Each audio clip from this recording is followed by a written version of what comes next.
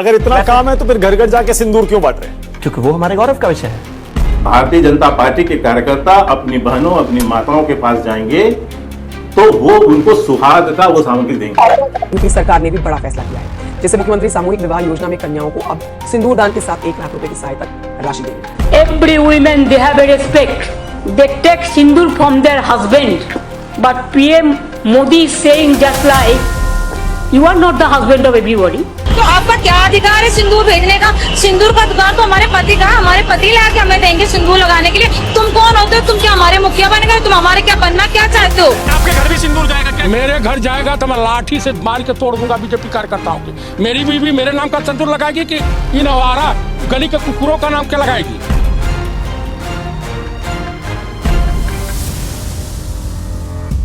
21 सितंबर 1995 को दिल्ली के गणेश मंदिर से खबर आती है कि गणेश की मूर्तियां दूध पीने लगी और देखते ही देखते मुंबई, चंडीगढ़, भोपाल, जयपुर, बनारस और देश के कई इलाकों से तांता लग जाता है खबरों का कि गणेश की मूर्तियां दूध पीने लगी। 21 सितंबर 1995 की खबर कुछ दिन तक सुर्खियों में रहती है। मीडिया में बहुत बड़ी बड़ी खबरें छपती हैं।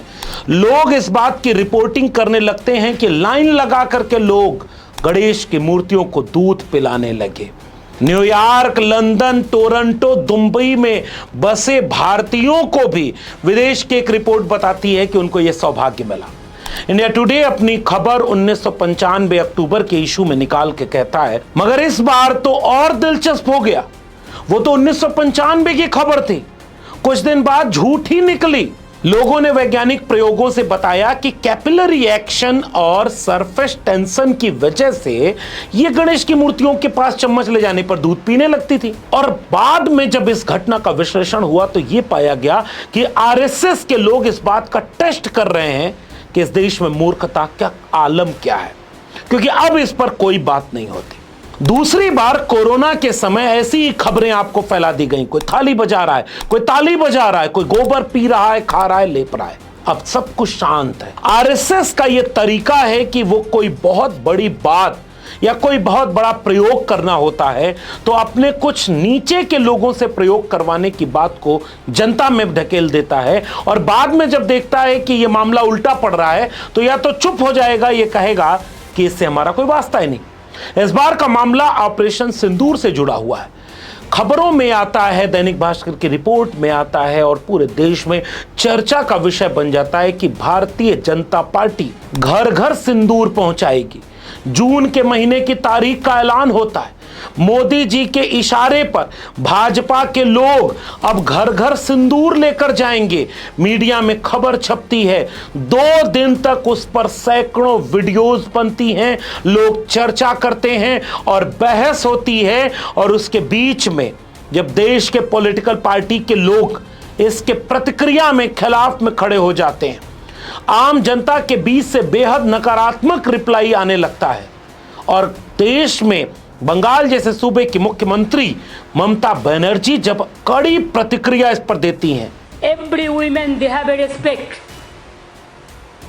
They take sindoor from their husband, but PM Modi is saying just like you are not the husband of everybody. Why you are not giving sindoor to your Mrs. first? तो आपका क्या अधिकार है सिंदूर भेजने का? सिंदूर का अधिकार तो हमारे पति का, हमारे पति लाके हमें देंगे सिंदूर लगाने के लिए। तुम कौन होते हो? तुम क्या हमारे मुखिया बन गए? तुम हमारे क्या बनना क्या चाहते हो? और इन सारी प्रतिक्रियाओं के बाद बीजेपी कह रही है कि हमने तो ऐसा कोई ऐलान किया ही नहीं, ये तो फेक न्यूज है। अब आप कल्पना करिए कि 28 मई को एक अखबार में खबर छपी है और वो अखबार दैनिक भास्कर है और वो मुख्य खबर है, कई कॉलम की खबर है। उसकी हेडिंग गौर से पढ़िए, उस खबर को गौर से देखिए। और 28 मई को सुबह सुबह यह अखबार छप गया। 29 मई को कुछ नहीं हुआ। 30 मई को दिन बीतने को हो रहा है, तब बीजेपी ट्रोलरों के सरताज, सोशल मीडिया के प्रभारी अमित मालवीय का एक ट्वीट आता है और अमित मालवीय अपने ट्वीट में इस बात का आरोप लगा रहे हैं कि ये दैनिक भास्कर की खबर तो झूठी है, ये फेक न्यूज है, बीजेपी ने ऐसा कुछ भी नहीं किया है। और फिर बीजेपी के ट्विटर हैंडल से भी ये खबर आती है। अब इसका लोग विश्लेषण कर रहे हैं कि ऐसा आपको क्या हुआ। एक तो आपने लगभग 48 घंटे लगा दिए कि इस खबर को ये झूठा बताने में, और खबर आ गई, आपके प्रवक्ता टीवी पर बैठ करके उसके पक्ष में बयान देने लगे, जिसमें से 2 वीडियो तो सबसे ज्यादा वायरल हो गई हैं और दोनों बड़ बोले प्रवक्ता हैं। पहले इन वीडियोस को देखिए कि ये दोनों बड़ बोले प्रवक्ता ऑपरेशन सिंदूर की कामयाबी को गिनाने के लिए सिंदूर को घर घर पहुंचाने वाली बात पर क्या प्रतिक्रिया दे रहे हैं। अगर इतना काम है तो फिर घर घर जाके सिंदूर क्यों बांट रहे हैं? क्योंकि वो हमारे गौरव का विषय है। भारतीय जनता पार्टी के कार्यकर्ता अपनी बहनों अपनी माताओं के पास जाएंगे तो वो उनको सुहाग का वो सामग्री देंगे।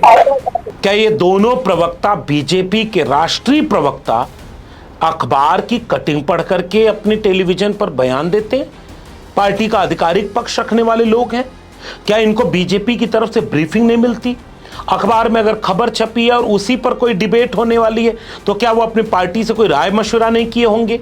ये सब कुछ सोचने पर मजबूर करता है कि इसका मतलब पहले वो झूठ बोल रहे हैं कि वो फेक न्यूज है। कुछ दिन तक वो न्यूज सही थी, टेस्टिंग की जा रही थी, इसका रिप्लाई क्या आ रहा है?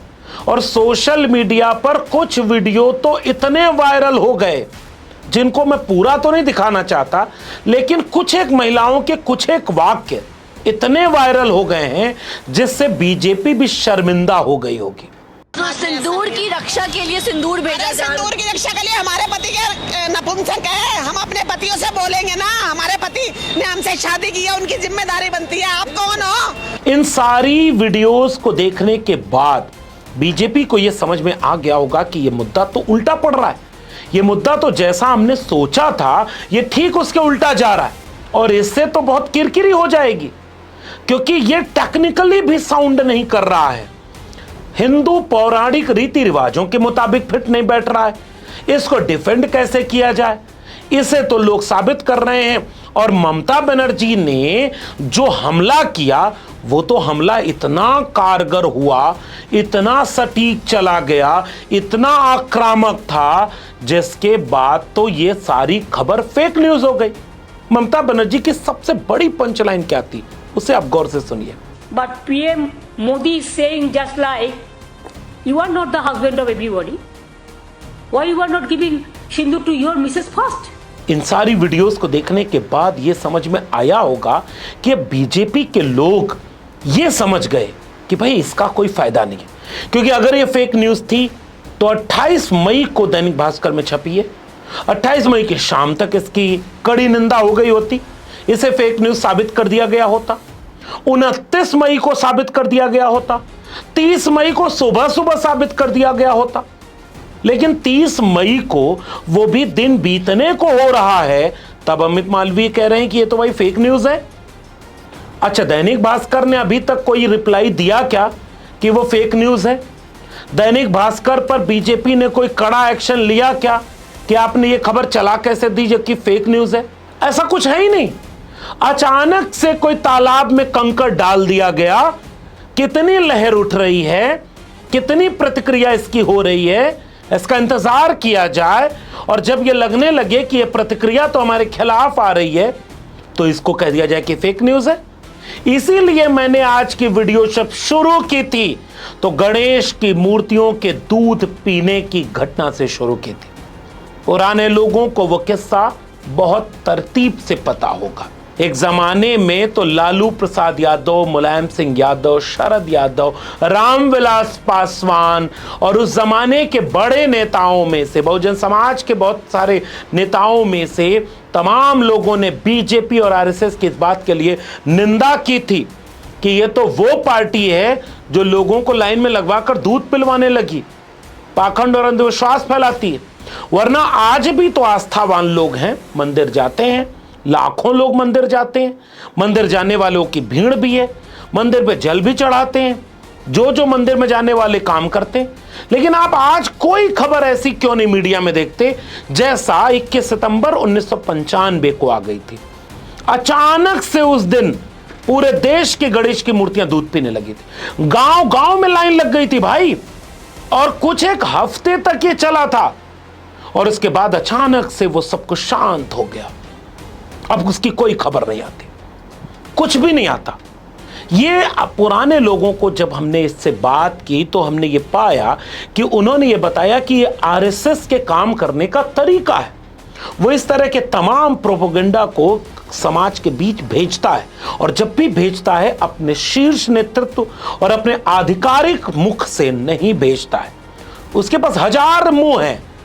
जब कोई ऐसी चीज जनता के बीच फेंकनी होती है तो किसी और मुंह से कहलवा देता है, और जब लगता है कि काम कर गया तो उसको अपना बना लेता है, और जब लगता है कि वो फेल हो गया तो उससे कन्नी काट लेता है कि ये तो हमारा आधिकारिक बयान था ही नहीं, ये तो हमारे एजेंडे में था ही नहीं, इस पर हमारे किसी शीर्ष नेतृत्व ने कुछ कभी कहा ही नहीं, और अपने आप उससे पल्ला झाड़ लिया। इसी तरह से क्या ऐसा नहीं हुआ कि लगभग 48 घंटे तक सिंदूर घर घर पहुंचाने वाली खबर का प्रयोग किया गया, इस पर चर्चा होने दी गई, टेलीविजन में डिबेट होने दी गई, यूट्यूब पर लोग कितनी वीडियोस बनाते चले गए, जनता के बीच से प्रतिक्रियाएं आने लगी, और तब उसके बाद कह दिया गया कि लगता है उल्टा पड़ गया, तो यह तो हमारा आधिकारिक स्टैंड ही नहीं था, हमने तो ये कहा ही नहीं, ये तो फेक न्यूज है। अब उसके बाद एक दूसरा पहलू इसमें जोड़ लिया जाए, और वो पहलू है उत्तर प्रदेश का। उत्तर प्रदेश में कुछ खबरें टेलीविजन पर, सोशल मीडिया पर वायरल होने लगी। वो नए जोड़ों को विवाह कराने से लेकर के तमाम और तरह के मौकों पर सिंदूर दानी गिफ्ट करने की खबर से जुड़ती है। तो ये वाली खबर क्या है भाई? और वो भी उत्तर प्रदेश के सामान्य लोग ये बयान नहीं दे रहे। उत्तर प्रदेश में ठीक ठाक लोग जो अपने आधिकारिक पद रखते हैं, आधिकारिक स्थिति रखते हैं, वो लोग ये कह रहे हैं कि सिंदूर दानी घर घर पहुंचाएंगे, सिंदूर घर घर पहुंचाएंगे। और जब वो बीजेपी के लोग इसके पक्ष में थे तब वो कह रहे थे कि सिंदूर कोई बुरी चीज है क्या? सिंदूर से आपको नफरत क्यों है? सिंदूर तो कोई भी घर घर पहुंचा सकता है, सिंदूर तो कोई भी हिफाजत कर सकता है। आतंकी आए थे सिंदूर मिटाने, हमने सिंदूर बचाया है, और अब उस सिंदूर को अपनी वीरता का परचम बनाकर घर घर पहुंचाएंगे। बिहार में गए मोदी जी की रैली फ्लॉप हुई, और ये हम नहीं कह रहे, बिहार के लोग कह रहे हैं। रोड शो फ्लॉप हुआ, रैली में वो उतनी उत्तेजना में दिखे नहीं, बिहार के मुद्दों पर कम बोले, भारत पाकिस्तान आतंकवाद ये वो बोल करके वो ये सोचते थे कि बीजेपी की तरफ से एक नया नैरेटिव बिहार में दे दें। लेकिन बिहार में सब कुछ चला नहीं, बिहार में वो माहौल बना नहीं, बिहार में तिरंगा यात्रा से कुछ दिखा नहीं, और बिहार में पाकिस्तान के नाम पर कुछ उबलता हुआ मोदी जी को महसूस नहीं हुआ। शाम तक खबर आ गई कि ये फेक न्यूज है, ऐसा कुछ होगा नहीं। बंगाल से बंगाल के मुख्यमंत्री ने कड़ी प्रतिक्रिया दे दी, और सोशल मीडिया तो इसके खिलाफ में भरा पड़ा है। अब इसीलिए इस पूरी बातचीत को आप यहां से समझने की कोशिश करिए, बीजेपी के काम करने का तरीका क्या है और बीजेपी कितने तरह से काम करती है। अब जैसे बीजेपी कोई भी नफरती काम करना होता है, मुसलमानों के खिलाफ कोई बयान देना होता है, आरक्षण के खिलाफ कोई बयान देना होता है, बेचना होता है पूरे देश के सरकारी संस्थानों को, लेटरल एंट्री ले आना होता है, एनएफएस करना होता है, देश में संविधान को कमजोर करने के जितने भी काम करने होते हैं, बीजेपी का कोई टॉप लीडर कभी बोलता है क्या? बीजेपी का आधिकारिक प्रवक्ता कभी बोलता है क्या? वो नीचे के कुछ लोगों से बुलवाया जाता है, समाज में भेजा जाता है, कनफुकवा की तरह कान में फूंक फूंक करके आरएसएस जो काम करता है। वो एक जमाने में महात्मा गांधी के खिलाफ यही जहर फैला, कान में फूंक फूंक करके, जवाहरलाल नेहरू के खिलाफ कान में फूंक फूंक करके जहर फैलाया, बाबा साहब डॉक्टर भीमराव अंबेडकर के खिलाफ कान में फूंक फूंक करके जहर फैलाया, लोहिया के खिलाफ कान में फूंक फूंक करके जहर फैलाया, और अंदर अंदर से चला, बाहर से तो कुछ है ही नहीं। आरएसएस तो महान संस्था है भाई, आरएसएस ने कभी इन लोगों के खिलाफ कुछ बोला ही नहीं। वो काम बीजेपी अब कर रही है, और इसीलिए इस पूरे सिंदूर प्रकरण को बहुत गंभीरता से लेना चाहिए। यह सामान्य प्रकरण नहीं है जिसे 48 घंटे के आसपास फेक न्यूज बता करके खंडित कर दिया जाए। ऐसे सवाल जनता ये पूछेगी कि फेक न्यूज आई कैसे, धुआं है तो कहीं चिंगारी तो रही होगी, लेकिन उसकी जवाबदेही किसकी है, इस पर बात किए बिना अगर ये बात रह गई, आई गई, चली गई, हो गई, तो फिर पूरे देश की जनता बीजेपी और आरएसएस के उस ट्रैप में फंस जाएगी जिसका पैटर्न ये है कि पहले तालाब में कंकड़ फेंको, देखो कि उसकी प्रतिक्रिया कितनी आ रही। बाबा साहब डॉक्टर भीमराव अंबेडकर के खिलाफ संसद में खड़े होकर के बोलो, फैशन है, इतना नाम भगवान का लेते तो 7 जन्मों के लिए स्वर्ग मिल गया होता। SC एट्रोसिटी एक्ट पर फेंको पत्थर कि इसको कम करेंगे, और जैसे ही लगता है कि समाज उसके लिए तैयार है, प्रतिक्रिया दे रहा है, चुपचाप हो जाएंगे या उससे कन्नी काट लेंगे या उसे वापस ले लेंगे। इसका मतलब एक पैगाम है, अगर आपको इस देश के संविधान को, इस देश की जमहूरियत को, इस देश के लोकतंत्र को, इस देश के आइडिया ऑफ इंडिया को बचाना है तो बीजेपी के ऐसे हर नफरती, विभाजनकारी और बांटने वाली नीति पर सजग होकर के अपनी प्रतिक्रिया दीजिए, कड़ी प्रतिक्रिया दीजिए, ताकि वो समय रहते माफी मांग लें, फेक न्यूज बता दें, कन्नी काट लें, उससे अलग हो जाएं, देश बच जाए। अगर आप भी मेरी बात से सहमत हैं तो इस वीडियो को आगे पहुंचाइएगा।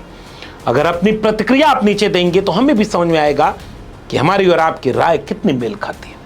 अगर अब तक आपने मेरे चैनल को सब्सक्राइब नहीं किया तो चैनल को सब्सक्राइब करना मत भूलिए। बेल आइकॉन यानी घंटी की बटन दबाएंगे तो अगली वीडियो की सूचना मिल जाएगी, और अगर आप ज्वाइन करेंगे हमारे चैनल को तो हमें आर्थिक मदद मिलेगी। अगर आप इस वीडियो को ट्विटर यानी एक्स या फेसबुक पर देख रहे हैं तो हमें फॉलो करना मत भूलिए। फिर मिलेंगे ऐसे ही किसी जरूरी मसले पर अपनी बातचीत के साथ, तब तक के लिए बहुत बहुत धन्यवाद।